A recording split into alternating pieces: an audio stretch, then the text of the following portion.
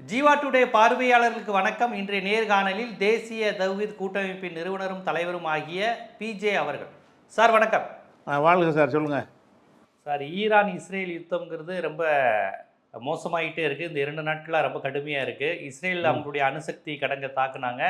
அவங்க மீண்டும் தாக்குனாங்க. அவங்க தாக்குனதுலேயும் உயிரிழப்பு ஏற்பட்டிருக்கு. பெரும்பாலும் இஸ்ரேலை பற்றி ஒரு விஷயம் சொல்லுவாங்க. அந்த அயோடின் ஒன்று வச்சிருக்கிறாங்க. அது அவ்வளோ எளிதாக வர்றதையெல்லாம் திருப்பி தாக்கக்கூடிய தடுக்கக்கூடிய வல்லமை பெற்றது. நீங்கள் அடிக்கடிக்கு அப்படி அம்பை பிடிச்சி திருப்பி எறிகிற மாதிரியான ஒரு வல்லமை பெற்றது இஸ்ரேல். அதை வச்சு தாக்குவாங்கன்னு சொன்னாங்க. ஆனால் பட் அதையும் மீறி ஈரான் தாக்கி இருக்கிறாங்க. அப்போ என்ன மாதிரியான விஷயங்கள் நடக்குது? அவங்க திருப்பி ப்ரிப்பேர் பண்ணுறதுக்குள்ள ஈரான் தாக்குவாங்கங்கிறாங்க. இந்த போர் யுத்தி எப்படி போகும்? இது யார் இதில் வலிமை பெறுவாங்க? இது எப்படி சர்வதேச நாடுகள் அணுகும்? உங்கள் பார்வை என்ன? முதல்ல இந்த இந்த சம்பவத்துடைய துவக்கத்திலேருந்து வந்துடுவோம். வெள்ளிக்கிழமை இஸ்ரேல் தாக்குறாங்க. அந்த தாக்குற சம்பந்தமாக நிறைய தவறான கருத்துக்கள் தான் ஊடகங்கள் வழியாக சொல்லப்படுகிறது. 200 விமானங்கள் போய் தாக்குனுச்சு, அந்த மாதிரிலாம் செய்திகள்லாம் சொல்கிறாங்க. இந்த தாக்குதலை பொறுத்த வரைக்கும் 2 விதமாக அவங்களுடைய தாக்குதல், அந்த வெள்ளிக்கிழமை தாக்குதல் இருக்குது.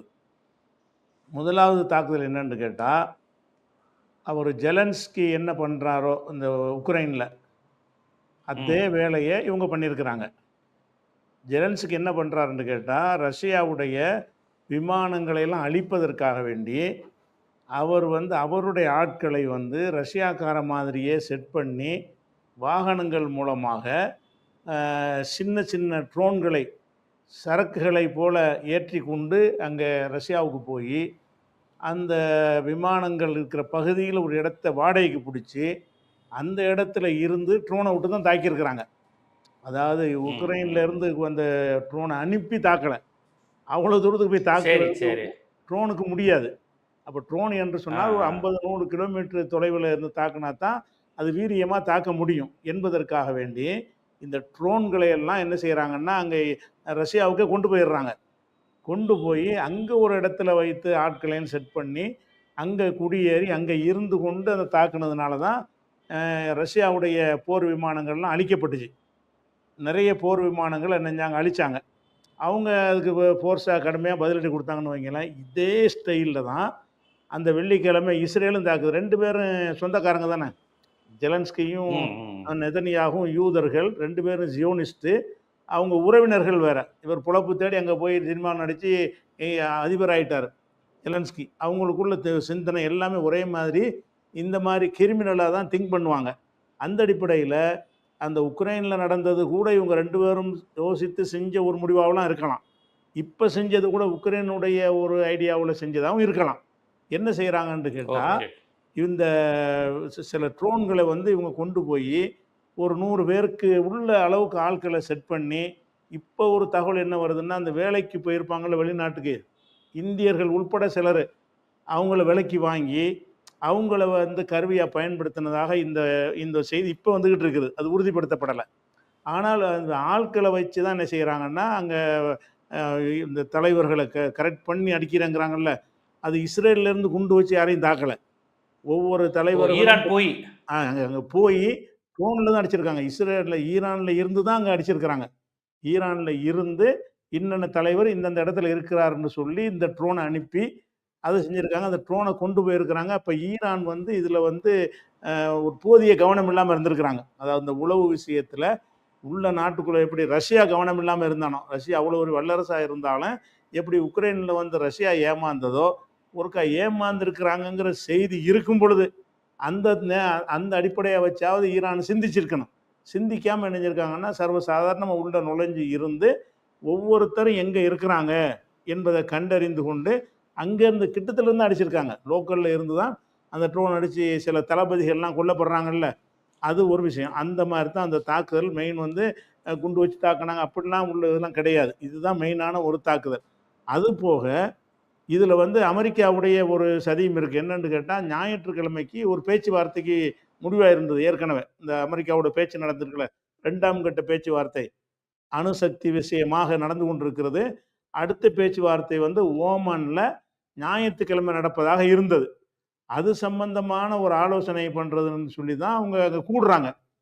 ஒரே நேரத்துல எல்லாம் எப்படி மாட்றாங்கன்னு கேட்டா, இந்த அணுசக்தி சம்பந்தமா அக்ரீமென்ட்க்கு போகணும். நம்ம என்னென்ன மாரி பாயிண்ட்கள தயார் பண்ணிட்டு போகணும் என்பதற்காக வேண்டி, ஈரானுடைய அந்த இந்த பாதுகாப்பு படை இருக்காங்கல்ல, ரெவல்யூஷன் கார்டுங்கிறாங்கல்ல, அவங்களுடைய தளபதியும், இன்னும் வந்து இந்த ஈரானுடைய ராணுவ தளபதிகளும் கூடி என்ன செய்றாங்கன்னா, ஒரு ஒரு திட்டங்கள வகுப்பதற்கு கூடியிருக்கிறாங்க. இந்த செய்திகள வந்து அமெரிக்கா வழியாக இவங்க பெற்று வைத்துக்கொண்டு, அவங்க எங்க இருக்காங்கன்னு ம். தெரிந்து கொண்டு என்ன செய்றாங்கன்னா, பெரிய அளவுல தளபதிகள் கொல்லப்பட்டவங்கலாம் சாதாரண ஆளுங்க கிடையாது. அணு விஞ்ஞானிகள், ம்.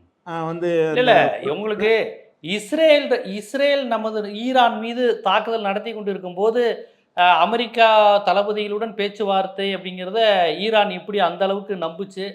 இந்த நேரத்தில நம்ம இது பண்ணா, அமெரிக்கா மூலம் இஸ்ரேலுக்கு தகவல் போயிராது அப்படிங்கிற மாரி யோசிக்கலையா? இது ரொம்ப ஒரு யோசிக்காம சராசரியான அனுமானமாச்சே. அமெரிக்காவ நம்பி ஏமாந்துருக்கிறாங்க.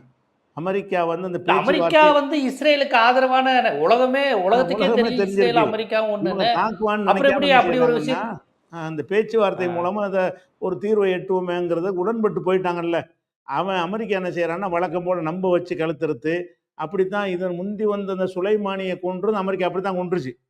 ஆமா, அமெரிக்கா ஆமா, வந்து ஆமா. இதே மாரி வர வச்சு தான் பேச்சுவார்த்தை ஏமாத்தி செஞ்சது அமெரிக்காவோட ஒரு வழிமுறைன்னு தெரிஞ்சும் கூட, ஈரான் வந்து இந்த எதிரிகளை கண்காணிக்கிற விஷயத்துல கோட்ட விட்டதன் காரணமாக, அவங்க அங்க இருந்து கொண்டே என்ன செஞ்சுட்டாங்க, தாக்கிட்டாங்க. இன்னைக்கு வந்து ஒரு ஒரு லாரி அளவுக்கு ஆட்கள் அள்ளியிருக்கிறாங்க. மொசாத் ஆட்கள.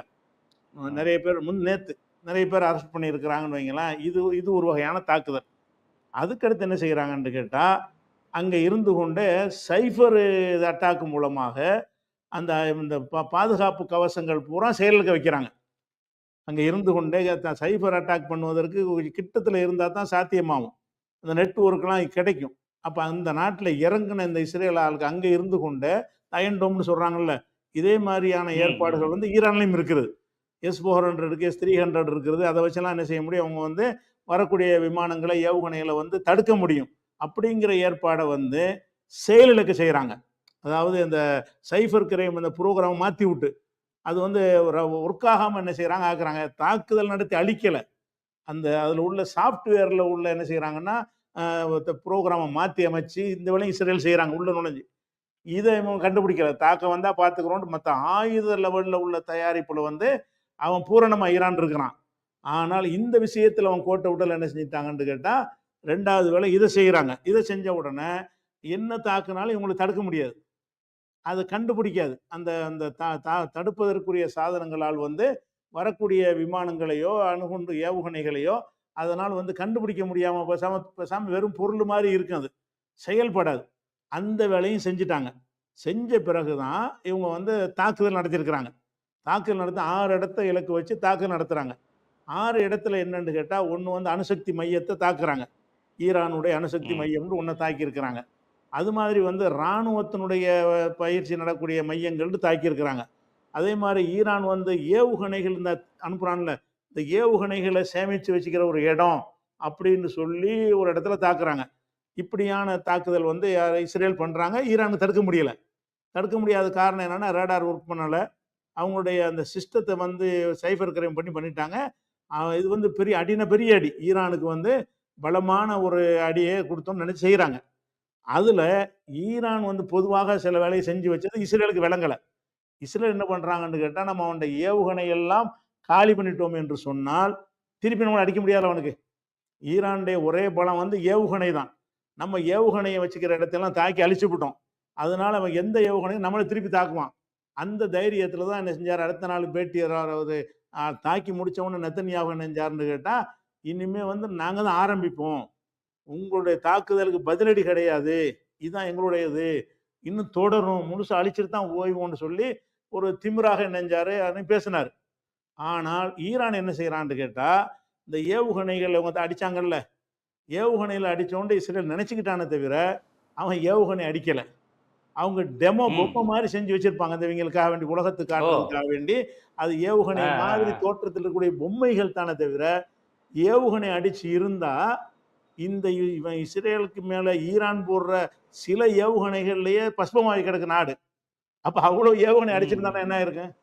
ஏவுகணை இருக்கிற இடத்துல அடிச்சு நொறுக்கியிருந்தான்னு சொன்னா அது வெடிச்சு, அங்கே வெடிச்சு, அங்கேருந்து ஒரு 20, 30 ஊர்கள்லாம் காலியாகி, அப்படியான ஒரு சேதத்தை ஏற்படுத்தி இருந்தா தான், ஏவுகணைய தாக்கணும்னு சொல்ல முடியும். ஆனா, ஏவுகணையை நினைத்து ஏவுகணை போல டம்மி பீஸுகள் வச்சிருப்பாங்க. ஈரான்ல வந்து இப்ப இந்த மாரி வேலைகள் நெறைய செய்வாங்க. அப்ப டம்மி பீஸுகளை வெளிய வைத்திருப்பாங்க. ஏவுகணை வேற இடத்துல செக்யூரிட்டியான இடத்துல வச்சிருப்பாங்க. இவன் விளங்காம என்ன செஞ்சுட்டான்னு கேட்டா, எல்லாத்தையும் நம்ம அழிச்சு விட்டோம். இனிமே நமக்கு ஒண்ணுமே வராது. அப்படிங்கிற ஒரு எண்ணத்த உண்டாக்குனாங்க. ஏவுகணைகள் அப்ப ஏவுகணை பத்திரமா இருக்கு. ஈரான்ட்ட ஒரிஜினல் ஏவுகணை பத்திரமா இருக்கு. அத இனிமே தான் பயன்படுத்த போறான் அவன். அது எப்படி தெரியுதுன்னு கேட்டா, அவன் அன்னைக்கு அடிச்சான்ல, ஆ. அன்னைக்கு இரவே தாக்குறாங்க. இவன் ஏவுகணை இல்லன்னு நெனச்சுக்கிட்டு இருக்கிறான். அவங்க என்ன செய்றாங்க, தாக்குறாங்க. எப்படி தாக்குறாங்கன்னு கேட்டா, கடல்ல இருந்து தாக்குறாங்க. கடல்ல உள்ள கப்பல்ல இருந்து அவ்வளவு ஏவுகணையும் வருது. அவன் என்ன செய்றான்னா, ஏவுகணைய 2ஆ பிரிச்சு வச்சிருக்கிறான். உடனடியாக செயல்படக்கூடிய ஏவுகணைகள் எல்லாம் அவன் ஏற்கனவே அந்த கப்பல பத்தி முந்தி ஒரு அவங்க இன்டர்வியூ நான் சொல்லியிருக்கிறேன். ஈரான் ஒரு கப்பல் ரெடி பண்ணியிருக்கிறான். அது உலகமே நடுங்கிட்டு இருக்குன்னு சொல்லி. இவன் கப்பல்களுக்குள்ள என்ன செய்றான்னா, ஏவுகணை வைத்து கப்பல்ல இருந்தே தாக்கலாம். கப்பல்ல இருந்தே குறி வச்சு அடிச்சோம்னா கரெக்ட்டா வந்துரும். அப்ப இஸ்ரேல் மீது முதல் அடி குடுத்ததே வந்து ஏவுகணைகள்லாம் கடல்ல இருந்து வர நீங்க பார்த்திருப்பீங்க இந்த வீடியோக்கெல்லாம். கடல்ல கிழிச்சுக்கிட்டு தான் அந்த ஏவுகணை என்ன செய்யுது வந்து அடிக்குது. அப்ப இதுக்குள்ள ஒளிச்சு வைக்கிறத அவனால அழிக்க முடியாது. அது உடனடி உடனடி தேவைக்கு உள்ள எல்லா ஏவுகணைகளுமே கடலுக்கு அடியில கப்பல்களில் அவங்க பத்திரமா வச்சிருக்கிறாங்க. கமாண்ட் பண்ணா அடிச்சிரும். உடனடி தேவைக்கு இல்லாம மெதுவா தேவையானது எல்லாம் மலைக்கு அடியில 600, 800 அடி தோண்டி அதில கொண்டு இப்ப சேஃப்டி பண்ணி வச்சிருக்கிறாங்க. அப்ப இவங்க அழிச்சோங்கிறது ஏவுகணை அழிச்சோம்னு இவங்க திருப்தி படுறாங்களே, ஏவுகணை போன்றதை அழித்தார்களே தவிர, ஏவுகணை அழிக்கல 1. 2வது இவங்க வந்து அணுசக்தி மையத்த தாக்கி, பயங்கரமா படிச்சு இனிமே அணுவ அவங்க பயன்படுத்த முடியாதுன்னு இஸ்ரேல் சொல்றாங்க. அணுசக்தி மையத்த தாக்கி இருந்தா, அணுவுலேருந்து ஒரு ஏற்பட அந்த கழிவு இருக்குல்ல, அந்த கழிவுலேருந்து வரக்கூடிய வாயு கசிவுகள்லயே பல பேரு கண்ணு போயிருக்கும், பல பேருக்கு காது போயிருக்கும். ஆமா, ஆமா. ஒண்ணுமே இல்ல ஆயிருக்கும். இவங்க இவ்வளவு பெரிய தாக்குதல் நடத்தணும்னு சொல்றாங்க. ஒண்ணுமே நடக்கல. அது தாக்குதலுடைய எந்த எந்த ஒரு அணுக்கு கசிவு கூட வரலங்கிறாங்க. அதை யார் சொல்றாங்கன்னா, ஐஏஇ அந்த அணுசக்திக்கு என்று உள்ள ஒரு குழு இருக்காங்கல்ல, சர்வதேச பார்வையாளர்கள். ம், ம், ம், அவங்க என்ன சொல்றாங்கன்னு ம், ம். கேட்டா, எந்த ஒரு கசிவும் ஏற்படலைங்கிறாங்க. அப்ப இவன் தாக்குனேன்னு சொல்றான். ஆனா தாக்குனதுல எந்த ஒண்ணும் ஏற்படவும் செய்யல. அப்ப எத தாக்குனான் என்று கேட்டால், ஈரானுடைய அந்த அணுவை பொறுத்தவரைக்கும், அவங்களுடைய அந்த அணுவை வந்து செறிவூட்டக்கூடிய வேலைகள வந்து பல கட்டங்கள் அத கடந்தது வரணும். ஒவ்வொரு கட்டமான வேலைகளுக்கும் ஒரு இடத்துல அவங்க செய்வாங்க. முதல் கட்டமானது தான் இவங்க தாக்குதல் நடத்தின இடம். அதுல யுரேனியம் ஸ்டாக் இருக்கும் அவ்வளவுதான். யுரேனியத்த ஸ்டாக் வச்சிருப்பாங்களே தவிர, அது அணுவுடைய எந்த ஒரு வேலையும் செய்யாது. அதுக்கப்புறம் பிரிச்சு எடுத்து என்ன செய்வாங்கன்னா, 10% அத டெவலப் பண்ண உடனே வேற ஒரு இடத்துக்கு கொண்டு போயிருவாங்க.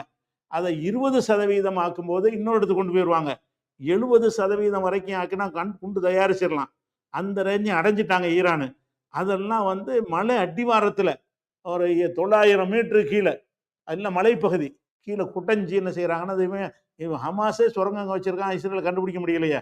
அப்ப ஒரு கவர்ன்மெண்ட் என்ன செய்வான் ஈரான் மாதிரி. அந்த மாதிரியான சுரங்கத்துக்கு அடியில தான் அந்த அணுகுண்டுகள் இருக்குது. அணுவுடைய அந்த செறிவூட்டப்பட்ட யுரேனியம். அதுக்கு எந்த சேதமும் ஏற்படல. ம். அது எங்க இருக்குன்னு இவன் கண்டுபிடிக்கவும் இல்ல. இவன் என்ன இப்ப செய்றான்னா, இந்த ஹமாஸ் வந்து அடிக்கிறது. மருத்துவமனைக்கு அடியெல்லாம் சுரங்கப்பாதை வச்சிருக்குன்னு சொல்லுவாங்களே, அது மாரியா? அதான் ஹமாஸ் வந்து சுரங்கப்பாதைகள் மூலமா எல்லாத்தையும் பயன்படுத்துவாங்கன்னு சொல்லுவாங்களே, அது மாரியா ஈரான் சிஸ்டம்? அது மாதிரி இல்ல தான் அதுல இருக்கு. இருந்து வேற மாரியா? அப்ப இவங்க ஆ. அடிச்சதுலயே ஒண்ணும் சேதம் ஏற்பட அணு அடிச்சிருந்தா இன்னும் நடந்திருக்கும். பல பேரு கண்ணு போயிருக்கு. இப்ப ம். நம்ம கூடங்குளத்துல அணு அணு நிலையம் வந்து ம். மின்சார நிலையம் தான் அமைக்கிறான். அதை எதிர்த்து எல்லாரும் ம். போராட்டம் பண்ணாங்க. உதயகுமார் சார் தலைமையில பெரிய கூட்டமெல்லாம் நடத்துனாங்க. அப்ப அவங்க சொன்ன விஷயம் என்னன்னு லேசா ஒரு கசிவு ஏற்பட்டாலேயே ஒரு அ ஒரு 200 கிலோமீட்டர் அளவுல மக்கள் பாதிக்கப்படுவாங்க. அவங்களுக்கு அவ்வளோ பெரிய விஷயம் இங்க வைக்கக்கூடாது. இந்த அணுவுல சின்ன ஒரு கசிவு ஏற்பட்டாலும், அந்த கழிவுகள கொண்டு போய் ஒழுங்கா புதைக்காவிட்டால் கூட பாதிப்பு ஏற்படும்னு சொன்னாங்க. அணுகுண்டு உள்ளதில்ல. மின்சாரம் தயாரிக்கிற அளவுக்கு முந்தின ஸ்டேஜ்ல உள்ளதுக்கே இது ஏற்படும்னு அச்சப்பட்டாங்க. அப்ப இது வந்து இவன் அணு நிலையத்திலே தாக்கியிருந்தான்னு சொன்னா, கிட்டத்தட்ட ஒரு 300, 400 கிலோமீட்டர் மக்கள் என்ன செஞ்சிருப்பாங்கன்னா, பாதிக்கப்பட்டிருப்பாங்க. ஒரு கசிவும் வரல. அவன் எந்த ஊர்ல அடிக்கிறானோ, அந்த ஊர்லயே எதுவுமே நடக்கல. அப்ப அந்த மாரி இருக்கும்போது அணுசக்தி மையமே சொல்லிட்டாங்க. அப்ப இவன் என்ன நெனச்சுட்டான், நம்ம அணுவ தாக்கிட்டோம்னு நெனச்சான். ஆனா தாக்கல. தாக்குனது எதுன்னு கேட்டா, யுரேனியம் ஸ்டாக் வச்சிருந்த இடத்த தாக்கியிருக்கிறான். அதுதான் அந்த கொஞ்சம் யுரேனியம் அவங்களுக்கு லாஸ் ஆயிருக்கிறத தவிர, அணு சக்திகள அழிக்கவே கிடையாது. இது ஒரு இவங்க இஸ்ரேலுடைய தாக்கலுடைய விஷயம் இதுதான் ஒன்று. ரெண்டாவது வந்து இது தாக்கி முடிச்ச உடனே இவங்க இந்த பில்டப் அமெரிக்கா நம்பி என்ன செஞ்சுட்டான்னு கேட்டால், நாங்கள் நாங்கள் சொல்லி தான் தாக்குனாங்க, எங்களை கேட்டு தான் செஞ்சாங்கன்ட்டான் முதல்ல ட்ரம்ப். எங்களை கேட்டு தான் செஞ்சாங்கன்னா, அது புஸ்வானமாக போய் ஒன்றும் இல்லைன்ற உடனே பதிலடி இஸ்ரேல் கொடுக்க ஈரான் கொடுக்க ஆரம்பித்த உடனே இவங்க தேவையில்லாமல் செஞ்சுட்டாங்க, இந்த வேலையை செஞ்சிருக்க கூடாது, எங்கள்கிட்ட கேட்கவே இல்லைன்னு பல்ட் அடிக்கிறான். அமெரிக்காவுடைய தன்மை என்னன்னு கேட்டால், ஜெயிச்சுட்டா நான் தான்பான், தோத்துட்டா எனக்கு தெரியும் அவன் தான் செஞ்சான். அப்போ ஜெயிச்ச மாதிரி நினைத்து கொண்டு தாக்கல் நடத்தவன சரியான அடி கொடுத்துருக்கிறார்கள், எங்கள் ஒத்துழைப்போடு தான் நடந்தது என்று பெருமை அடித்த ஒரு ஆள் அன்னைக்கு நைட்டே வந்து இஸ்ரேல் வந்து ஈரான் வந்து அடிக்க ஆரம்பிச்சிட்டான். அப்போ ஈரான் அடிக்க ஆரம்பித்த உடனே சேதம்னு சொன்னால் லேசுப்பட்ட சேதம் கிடையாது. இவன் வந்து 2 வருஷமா காசாவில் ஏற்படுத்தின சேதத்தை வந்து ஒத்த ராத்திரியில் ஏற்படுத்தினாங்க. பில்டிங்களோட மக்கள் தொகை அடிப்படையில் இல்லை. ஏன்னா மக்கள் தொகையெல்லாம் பங்கர் அனுப்பிடுவாங்க. கட்டிடங்கள் அடிப்படையில் கட்டிடங்கள் வகையில் எடுத்துக்கிட்டீங்கன்னா 2 வருஷமா காசாவில் செஞ்ச ஒரு வேலையை ஒரே நாளில் நினைஞ்சாங்கன்னு அவங்க செஞ்சுருக்கிறாங்க. அந்த ஒரு காசாவாக மாறி போச்சு. இன்னைக்கு வந்து ஹைஃபாவும் சரி, டெல்லவியும் சரி, டெல்லவியில் இந்த புது டெல்லி மாதிரி கிரேட் டெல்லின்னு உண்டாக்கி வச்சிருக்கிறானுவோ, அதுவாக இருந்தாலும் சரி, ஜெருசலமாக இருந்தாலும் சரி, அப்படியே இந்த இன்னொரு காசாவை நீங்கள் பார்க்கலாம். ஒரு நாள் அடியில் அது நீங்கள் வந்து 6வது நாள் அடிச்சிருக்காங்க. இன்னைக்கு 6வது தடவை. அன்னைக்கு ஆரம்பித்தது வந்து அதை திருப்பி திருப்பி ஒரு செட்டை தான் அனுப்புவான். ஒரு 200 அடிக்கிறது, மரம் விட்டுறது, மறுபடி நம்ம கொஞ்சம் ஒரு 4 மணி நேரத்துக்கு பிறகு மரம் அடிக்கிறது. இந்த மாதிரி இது வரைக்கும் 6 முறை ஈரான் வந்து இஸ்ரேலை தாக்கி இருக்குது. தாக்கி என்ன சேதம் ஏற்படுத்தின்றதை நம்ம 2வது சொல்கிறேன். இவ்வளோ பெரிய சேதத்தை அவன் ஏற்படுத்தின பிறகு அமெரிக்கா வந்து பல்ட் அடிக்கிறான். அப்போ இதில் நம்ம அது செய்ய வேண்டிய விஷயம் என்னன்னு கேட்டால், அப்போ ஈரானில் இருந்த அந்த அயன் டோம் என்னாச்சு, தாட் சிஸ்டம்லாம் என்னாச்சு, தாடுன்னு ஒன்று கொடுத்தாங்க அமெரிக்காவில் இருந்து. அதெல்லாம் வந்து எதுக்கு இது வந்து தடுக்க முடியலை, இவங்க இவ்வளோ ஏவுகணையை விடுறாங்க, இஸ்ரேலில் இருந்த அந்த அயன் டோம்லாம் ஏன் ஒன்றும் செய்யலைன்னு ஒரு கேள்வி என்ன செய்து பரவலாக மக்கள் மத்தியில் இருக்குது. அதுக்கு என்ன காரணம்னு சொன்னால், இவங்களுக்கு அயன் டோமை பற்றியும் தெரியவில்லை, ஏவுகணையை பற்றியும் போதிய ஒரு புரிதல் இல்லாமல் இந்த மாதிரி சொல்கிறாங்க. அயன் டோம் என்பது வந்து ஒரு குறிப்பிட்ட ஒரு எல்லைக்குள்ளே நின்று தான் தடுக்க முடியும். அந்த எல்லைக்கு மேலே இந்த தாக்கக்கூடிய ஆயுதம் இருக்கும் என்று சொன்னால் அயன் டோம்னால தடுக்க முடியாது. முதல் விஷயம் என்னன்னு கேட்டால், அதனுடைய வேகம். அதாவது அயன் டோம்ல இருந்து வச்சிருக்கிறான்ல, இதனுடைய வேகம் வந்து 2500 கிலோமீட்டர் வேகத்துக்கு தான் இது போகும்.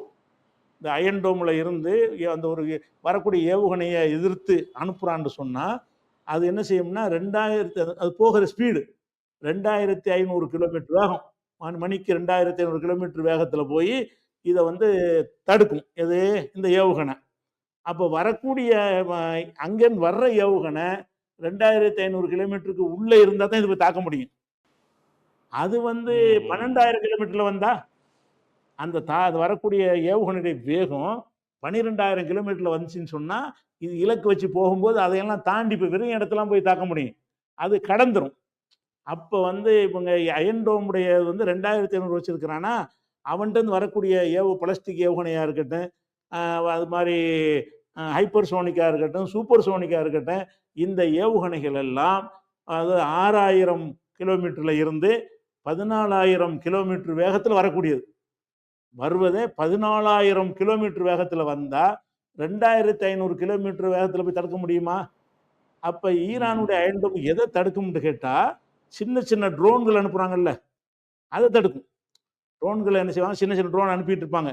அவங்க ஹிஸ்புல்லாவெல்லாம் போட்டாங்கல்ல, அதெல்லாம் சின்ன ட்ரோன்கள். அந்த ட்ரோன்கள் எல்லாம் தடுக்க முடியும். அந்த வகையில் சிந்திக்காமல் என்ன செய்கிறாங்கன்னா, அந்த ஏவுகணையும் தடுக்கும்னு உலகம் தப்பாக நினச்சிட்டு இருக்கிறாங்க. எந்த நாட்டினாலையும் ஏவுகணைகள் வேகமான ஏவுகணைகளாக இருந்தால், அதாவது 5000, 6000, 8000, 10,000 கிலோமீட்டர் வேகத்தில் வரக்கூடிய ஏவுகணைகளாக இருந்தால் அதை வந்து எந்த நாட்டினாலையும், ஈரானுக்கும் தடுக்க முடியாது, இஸ்ரேலும் தடுக்க முடியாது, எந்த நாட்டினாலையும் ஏவுகணையின் வேகத்துக்கு அந்த தடுப்பு சாதனங்கள் இன்னும் கண்டுபிடிக்கப்படலை. அதிகபட்சமாக உள்ளது ரஷ்யாவில் உள்ளது வந்து ஒரு S-400ங்கிறாங்கல்ல, அது ஒரு 14,000 கிலோமீட்டர் வேகத்தில் வருங்கிறாங்க. அந்த S-400 இருந்தால் இது வருவது இதனுடைய வேகத்துக்கு ஈக்குவலாக தடுத்துட முடியும். ஆனால் அதில் வந்து AI தொழில்நுட்பத்தை பயன்படுத்தி இருந்தாங்கன்னு சொன்னால் அப்போ முடியாது. அதாவது செயற்கை நுண்ணறிவுங்கிறத பயன்படுத்தி அப்படித்தான் ஹைப்பர்சோனிக் வச்சிருக்கிறாங்க ஈரான்ல. அது என்ன செய்யும்னா ம். கிட்டத்திலே வந்தா கூட தன்னால மாறிக்கிற முடியும். அது செயற்கை அறிவை கொண்டு விளங்கி என்ன செய்யும்னு கேட்டா, இது தாக்க வருதா, இந்த வேகத்துல வருது. இந்த இடத்துல நம்மள தாக்கிரணும்னா டப்புனு கீழ போயிரும். அல்லது மேல போயிரும். அப்படி வளைஞ்சுக்கிறோம். அப்ப அந்த செயற்கை நுண்ணறிவோட இருக்கிற சாதனங்களை வந்து எந்த நாட்டினுடைய சிஸ்டத்தினாலும் தாக்க முடியாது. அப்ப ஈரானுடைய முக்கிய நம்பி இருப்பது வந்து விமானப்படையை நம்பி அது இருக்கல. அது இருக்கிறது இவங்க தான் கடற்படை. கொண்டு போட்டுட்டு இருப்பாங்க. அது ஏவுகணை தொழில்நுட்பத்துல மாத்திரம் தான் அவங்க கவனம் செலுத்தி, எத வேண்டாலும் அழிக்கிற அளவுக்கு ஏவுகணையை தயார் பண்ணி வச்சிருக்கிறாங்க. அப்ப அந்த ஏஐ டெக்னாலஜில ஈரான் முதன்மையா இருக்கிறாங்களா? ஏஐ டெக்னாலஜில? ஏஐல நல்லா முழுமையா ஏஐல டெக்னாலஜி இருக்கிறாங்க. அது மாரி அந்த ஜிபிஎஸ் வந்து அவங்க கூகுள நம்புறது கிடையாது. தனியா சேட்டலைட் வச்சு ம். அவங்க ஜிபிஎஸ் மூலமா தான் வழிகாட்டுவாங்க.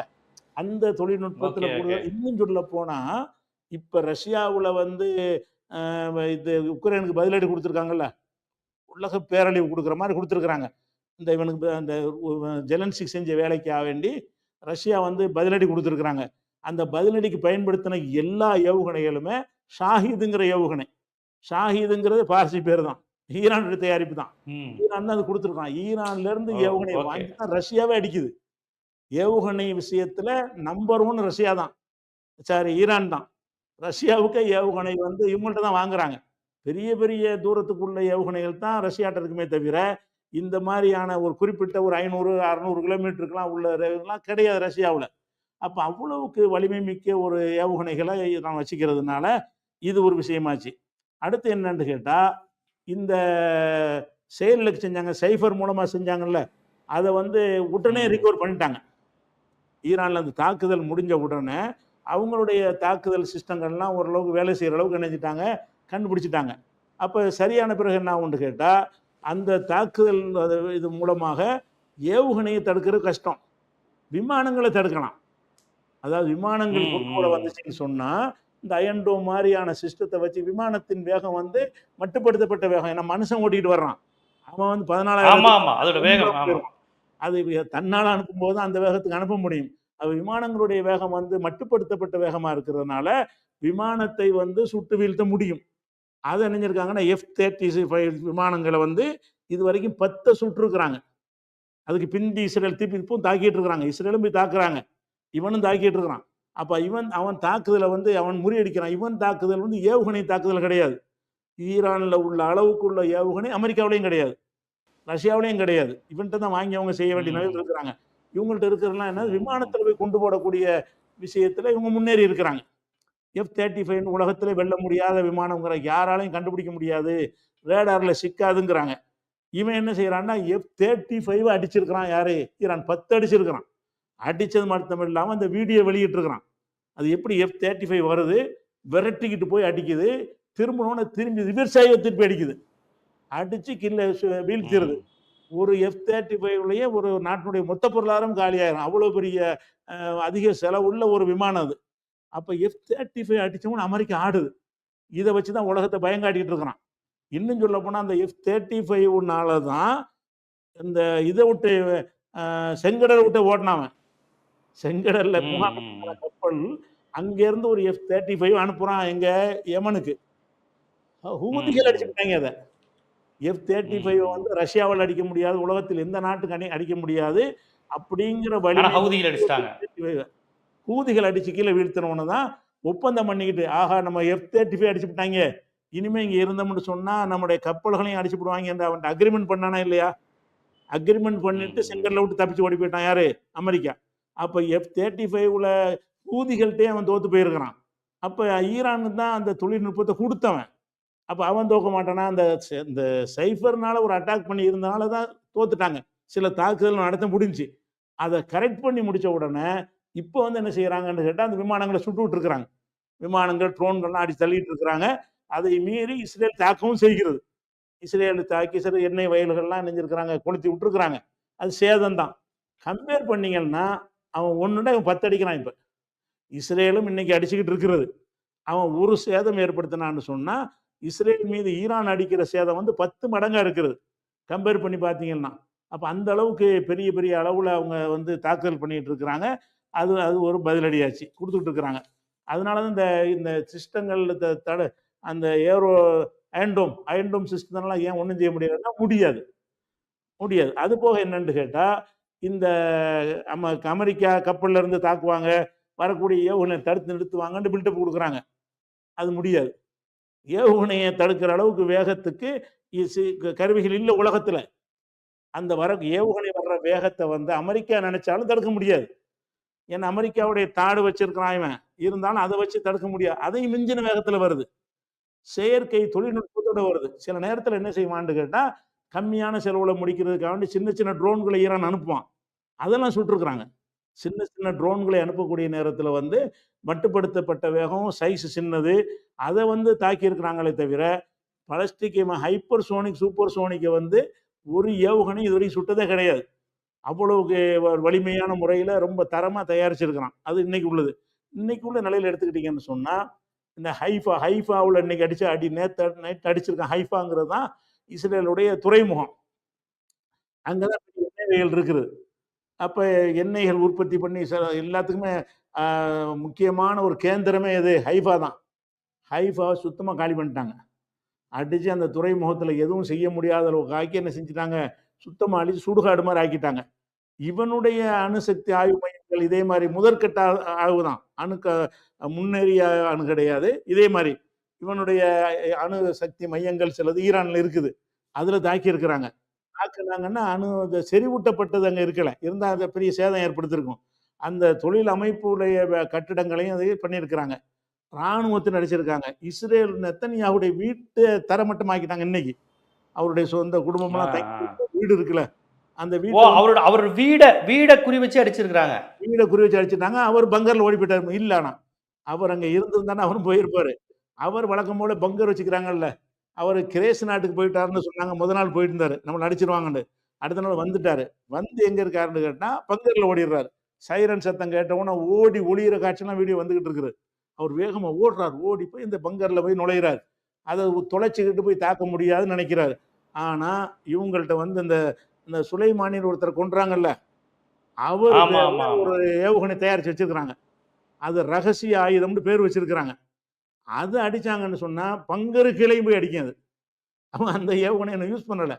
நாங்க வச்சிருக்கிறோம் அப்படிங்கிறாங்க. இப்போ வந்து இன்னைக்கு உள்ள நிலையில யார் கை ஓங்கி இருக்குது அப்படின்னு கேட்டீங்கன்னு சொன்னா, ஈரான்ட்ட இப்ப கெஞ்சுறாங்க அமெரிக்கா. நேரடியா கெஞ்ச முடியாது. வஞ்சகம் பண்ணதுனால அவங்க நம்ப மாட்டேன்ட்டாங்க. ரஷ்யாட்ட தொடர்பு கொண்டு புட்டின்ட்ட பேசி, எப்படியா நிறுத்த சொல்லுங்க. நிறுத்த சொல்லுங்கங்கிறாங்க. ட்ரம்ப் அறிக்கை விடுறாரு. ஈரான் நிறுத்த வேண்டும்ங்கிறாரு. ஈரான் நிறுத்த வேண்டும்னு சொன்னா அதுக்கு என்ன அர்த்தம்? யார் பக்கம் பந்து இருக்குன்னு அர்த்தம்? ஈரான் நிறுத்த வேண்டும்னு ஏன் சொல்றாரு இவரு? ஈரான் நிறுத்தினா தான் நிக்கும் இது. விளங்குதா? அப்ப ஈரான வந்து அடிச்சுலாம் தகர்த்து உட்கார வைக்க முடியாது. அவன் என்ன செஞ்சுட்டான்னு கேட்டா, நாங்க ஆரம்பிச்சது அவங்க. முடிக்கிறத நாங்க தான் முடிவெடுப்போம். அதுக்கு எவ்வளவு பதிலடி ம். குடுக்கணும்னு எங்களுக்கு ஒரு கணக்கு இருக்குது. ஒருத்தனும் தப்ப முடியாது. ஆமா. அத ம். குடுத்துட்டு தான் செய்வோம். அது எல்லாம் எங்க வேலைய முடிச்சுட்டோம்னு சொல்லுவோம். அப்ப வாங்க பேச்சுவார்த்தைக்கு. அப்ப இன்னும் முடியலங்கிறான் அவன். நாங்க அது இவ்வளவு தாக்கிக்கிட்டு இருக்கிறோம். நாங்க அதுக்கு எவ்வளவு குடுக்கணும்னு நாங்க கணக்கு வச்சுக்கிறோமோ, அது இன்னும் எட்டல அந்த இலக்க. அது எட்டுன அளவுக்கு அடிச்ச பிறகு தான் டேபிள்ல உட்காருவோம். அதுவரைக்கும் பேச்சுவார்த்தைக்கு அப்ப பேச்சுவார்த்தைக்கு வரமாட்டோம்னு சொன்னவன் கை ஓங்கி இருக்குதா? எப்படியாவது பேச்சுவார்த்தைக்கு வான்னு கூப்பிடுறவனுடைய கை ஓங்கி இருக்குதா? அது மாத்திரம் இல்லாம, எல்லா அரபு நாடுகளுக்கு எச்சரிக்கை பண்ணிட்டாங்க. என்ன அமெரிக்கா, பிரிட்டனுக்கு எச்சரிக்கை அவர் ஆயத்துல்லா காமெனியே குடுத்துட்டாரு. என்ன குடுக்குறாருன்னு கேட்டா, நாங்க இஸ்ரேல தான் தாக்குறோம். அத இடைமறிக்கிற வேலைய யாராவது பண்ணீங்கன்னா, அது எந்த அரபு நாடா இருந்தாலும் அழிப்போம். அப்படின்னு சொன்ன பிறகு ஜோர்டான்லாம் வானத்த தொறந்து விட்டான். வான்நிலை மூடி வச்சிருந்தான். அது மூடி வச்சிருந்தா வரக்கூடியவன தாக்கலாம்னு சொல்லிட்டு. அப்ப ஓப்பன் பண்ணி விட்டான். என்ன வேணாலும் செஞ்சுட்டு போங்கடான்னு சொல்லி. அப்ப ஈரானுக்கு எந்த ஒரு ஜோர்டான கடந்து தான் போய் தாக்கணும். ஈராக்கு, சிரியா, ஜோர்டான கடந்து தான் போய் தாக்கணும். 2000 கிலோமீட்டர்ல தாக்கணும். சிரியா அவன் கண்ட்ரோல்ல இருக்குல்ல. சிரியா அமெரிக்கா கண்ட்ரோல்ல இருக்குல்ல. சிரியா வந்து அவங்க கையில இருந்தாலும், அவனும் தடுக்கல. தடுக்க இயலாது சொல்லப்போனா. ஏன்னா, அவன் சின்ன ட்ரோன்கள அனுப்பும்போது தான் தடுக்க முடியுமே தவிர, இப்ப சின்னதும் கொஞ்சம் அனுப்புறாங்க. சின்னதும் சிலது இந்த செலவையும் பார்ப்பாங்கல்ல. பெரிய பெரிய ஏவுகணையா விட்டுட்டு இருந்தா பெரிய பட்ஜெட் ஆகும். சின்ன ஏவுகணை வந்து என்னன்னா, போய் சேர்வதற்கு 3 மணி நேரம், 4 மணி நேரம் ஆகும். இதுன்னா வந்து 10 நிமிஷத்துல ஒடியாந்துரும். இவன் அனுப்புற அந்த அ ஏவுகணைகள் எல்லாம் வந்து 2000 கிலோமீட்டருக்கு 10 நிமிஷத்துல இங்க நிக்கும். அங்க 8 மணிக்கு அடிச்சானா 8:10க்கு இஸ்ரேல் வந்து விழுந்துரும். அப்ப அந்த மாரி ஏவுகணைகள வந்து எந்த நாடு இடைமறிச்சு தாக்க முடியாது. அதே நேரத்தில் புறப்பட்டு 4 மணி நேரத்தில் வந்து சேரக்கூடிய ஏவுகணையும் வச்சுருக்கிறான். சின்ன ஏவுகணை, செலவு கம்மி. அது பல நூற்றுக்கணக்கில் அனுப்பி விடலாம். அப்போ 100 இடத்துல விழுந்து ஏதாவது டேமேஜ் ஏற்படுத்தும். அதுகளை தடுக்க முடியும். யார் தடுக்க முடியும்? சிரியா தடுக்க முடியும், ஜோர்டான் தடுக்க முடியும். ஆனால் இவங்க எல்லாரும் இந்த தடுக்க மாட்டோம்ட்டாங்க. இப்போ தடுப்போம்னு சொன்னாங்க, நாங்கள் இதிலிருந்து ஒதுங்கிக் கொள்கிறோம் அப்படின்னு சொல்லிட்டு இஸ்ரேலை கண்டித்து அறிக்கை விட்டுருக்காங்க. செஞ்சது தப்பு அப்படின்னு. அமெரிக்க அடிமைகளாக இருந்தவங்கள அப்படி விட்டுருக்குறாங்க. அமெரிக்காவுக்கு சொல்லிட்டான், நீ என்னமோ சொல்லிட்டு போ, எங்கள் இதை தடுத்தேன்னு சொன்னால் அமெரிக்காவுடைய ஒரு தளத்தையும் விட மாட்டோம். எங்கே எல்லாம் அரபு நாட்டில் வந்து நான் 50 இடத்துல உன்னுடைய தளங்களையும் வச்சிருக்கிறேன், அத்தனை இராணுவ தளமும் ஆகும்னு சொல்லி கடுமையாக இணைஞ்சிருக்கிறாங்க, எச்சரிக்கிறாங்க. அதை விட முக்கியமானது என்னன்னு கேட்டால், இன்னைக்கு நாடாளுமன்றத்தில் கூடுறாங்க. கூடி அந்த ஹுர்முஸ்ன்னு ஒரு ஜலசந்தி இருக்குது, ஹுர்முஸ் பகுதி கடல். அந்த ஹுர்முஸ்ங்கிறது ஈரானுக்குள்ளே வருது. அந்த ஹுர்முஸை மூட போகிறோன்றாங்க. ஹுர்முஸ் அந்த சின்ன வழி, அது ஈரானுடைய கண்ட்ரோலில் இருக்கக்கூடிய இடம். சுயஸ் கால்வாய் வந்து இப்போ எகிப்து கையில் இருக்குல்ல, நீங்கள் அந்த சுயஸ் வாலியாக அந்த சுயஸ் கால்வாயை கடக்கிறதுக்கு அவன்கிட்ட கட்டணம் கொடுக்கணும். ஏன்னா வெறும் தரையாக இருக்குது. அவன் தான் அதை ஆழப்படுத்தி அந்த கால்வாயை உண்டாக்குனது யாருன்னு கேட்டால், நாசர் அதிபராக இருக்கும் பொழுது சுயஸ் கால்வாயை உண்டாக்குனார், தோன்றினார். அந்த மாதிரியான இப்போ நம்ம இங்கே இருந்துச்சுல மண்ணாக இருக்கும், அந்த மண்டபத்துக்கு நடுவில் அந்த இது சேது சமுத்திரது தோண்ட போனாங்கல்ல, வெறும் வேலை பத்தலண்டு இவங்க ராமர் பாலனுக்கு எடுத்து விட்டாங்க. அதை இந்த மாதிரி என்ன பண்ணாங்க, நாசர் பண்ணி வச்சுக்கிற மாதிரி அவங்க என்ன செய்கிறாங்கன்னா, அது சிரமம் இல்லாமல் போகிறதுக்காக 2 கடல் இருக்குது. 2 கடல் வந்து இதோட நின்றும். இது 2 இணைச்சா தான் கப்பல் போக முடியும். அந்த தரைப்பகுதியை இவங்க தூர்வாரி அதை ஒரு கடலாக ஆக்கி, அதை ஹுர்முஸ் ஜலசந்தின்னு அதுக்கு பேர். இந்த ஹுர்முஸுங்கிறது ஈரானுடைய ஏற்பாட்டில் உள்ள ஒரு விஷயம். அனைத்து அரபு நாட்டினுடைய ஆயிலும் அதன் வழியாக தான் போகுது. சவுதியாக இருந்தாலும் கத்தார் இருந்தாலும் அந்த ஹுர்முஸை கடந்து தான் போகுது. அதை மூட போகிறோன்ட்டு இன்றைக்கி வாக்கெடுப்பு நடத்துகிறாங்க. பார்லிமெண்ட்டில் தீர்மானம் நிறைவேறிச்சுன்னு சொன்னால் யாருக்கும் பெட்ரோல் கிடைக்காது. அரபு நாட்டிலேருந்து எந்த ஒரு பொருளும் உலகத்துக்கு வந்து சேராது கப்பல் வழியாக. விமானத்தில் கொண்டு போய் பெட்ரோலை கொண்டு இறக்கணும்னு சொன்னால் 1 லிட்டர் 1000 ரூபாய்க்கு விற்க வேண்டி வரும். இப்போ கப்பல் கூடி ஆக மாட்டேங்குது. அப்போ அந்த கப்பல் பாதையை ஹுர்முஸை ஏன் மூடுறன்னு சொல்கிறாங்கன்னா, தைரியமாக இருக்கிறாங்கண்ணே. அவங்க அஞ்சலை பயப்படல, நீ ஆரம்பித்து நான் தான் முடிப்பேன் அப்படிங்கிறாங்க. அப்போ ஈரான் வந்து தன்னுடைய இந்த உளவு வகையில் தான் தோற்றுருக்குறாங்க. பெரிய தோல்வி. அவங்க மடத்தனமாக இருந்திருக்கிறாங்க, உள்ள ஊடுருவி இருக்கிறாங்க, அதை கண்டுபிடிக்காமல் இருந்திருக்கிறாங்க. சைபர் அட்டாக் பண்ணி இவனும் சைபர் அட்டாக் பண்ணியிருக்கிறான் பல தடவை. இருந்தாலும் இந்த நேரத்தில் விழிப்பாக இருக்கணுங்கிற விஷயத்தில் கோட்டை விட்டதுனால நிறைய தலைவர்களை இழந்தது தான் பெரிய இழப்பு. பெரிய தலைவர்களை இழந்திருக்கிறாங்க. அந்த ஒரு இழப்பை கழிச்சிட்டு பார்த்தீங்கன்னா, அடிங்கிறது 1க்கு 50 தான். அவன் இஸ்ரேலுக்கு வந்து அவன் கொடுத்துருக்க 50 மடங்கு கொடுத்துருக்குறான். இந்த இஸ்ரேல் ஈரான் தாக்குதல் குறித்து எல்லாருக்குமே ரொம்ப ஒரு தட்டையான பார்வை தான் இருந்தது. ஏன்னா இஸ்ரேலுக்கு அமெரிக்கா சப்போர்ட் இருக்கு, இஸ்ரேல் வந்து உலகத்தையே ஆட்டுவிக்குது, அவனையெல்லாம் யாரும் எதுவும் பண்ண முடியாது, அந்த ஒரு நிலை தோற்றத்திலிருந்து இந்த போரை பார்த்தாங்க. இந்த நிலையில் ஈரான் ஒரு சின்ன நாடு, ஈரானுக்கு எந்த முஸ்லீம் நாடு சப்போர்ட் பண்ணுறான்? ரஷ்யா கூட பெரிய லெவலில் எங்கே அமெரிக்காவுக்கு எதிராக இருந்தாலும் அப்பப்போ இதாக தான் இருக்கிறாங்க. பிரிக்ஸ் நாடுகள் சப்போர்ட் பண்ண மாட்டான், நேட்டோ படைகள் அவனுக்கு சப்போர்ட்டாக தான் இருப்பான். இப்படியான பார்வை தான் பொதுவாக இருக்குது. பொதுவாக அமெரிக்கா, ஐரோப்பா இவங்களாம் ஒன்றா தான் இருப்பாங்க. அதெல்லாம் இவங்க ஈரானுக்கு முஸ்லீம் நாடுகள் கூட சப்போர்ட் பண்ணல, பிரிக்ஸ் மாதிரி கூட்டமைப்புகள் கூட இந்த மாதிரி நேரத்தில் எதுவுமே பேசுவது கிடையாது. ஸோ அமெரிக்கா வச்சது தான் சட்டம், இஸ்ரேல் போட்டது தான் சட்டங்கிற மாதிரியான ஒரு பார்வை இருந்த நிலையில், இங்கு யார் தோற்றத்தை தருகிறார், யார் உண்மையான வலிமையாக இருக்கிறாங்க, இதில் ஈரானுடைய வலிமை எப்பேற்பட்டது, அவர்களுடைய ட்ரோன்கள் எப்பேற்பட்டது, இதை எப்படி புரிஞ்சுக்கணுங்கிறத ரொம்ப விரிவாக அந்த போர் காட்சியை களத்திலிருந்து தருவது போல் ரொம்ப விரிவாக அதை தந்தீங்க. இது கண்டிப்பாக நம்ம ஜீவாட்டுடைய பார்வையாளர்களுக்கு இந்த அரசியலை புரிந்து கொள்வதற்கு ரொம்ப ஏதுவாகவும் இலகுவாகவும் இருக்கும். மிக்க நன்றி. சரி, ரொம்ப நன்றி.